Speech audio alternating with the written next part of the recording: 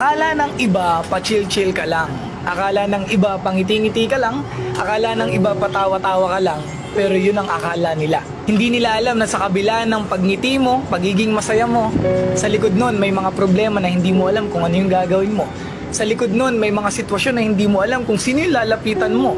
Wala naman kasi tayong ibang choice kundi ngumiti na lang talaga at tawanan ng mga problema. Kaya yung akala ng iba na pa-chill-chill ka lang, akala ng iba na wala kang problema, yun ang akala nila. Hindi ba pwedeng magaling lang talagang magdala? Kasi wala namang option kundi lumaban eh. Kaya ikaw na nanonood, alam ko sa kabila ng pagngiti mo, may mga problemang hindi mo alam kung paano mo susolusyonan. May mga sitwasyon sa buhay mo na hindi mo alam kung sino yung lalapitan. Ngumingiti ka na lang, nagiging masaya ka na lang. Gusto kong sabihin na ipagpatuloy mo yan, maging masaya ka lang, magpahinga ka lang, and then after nun, lalaban ka ulit.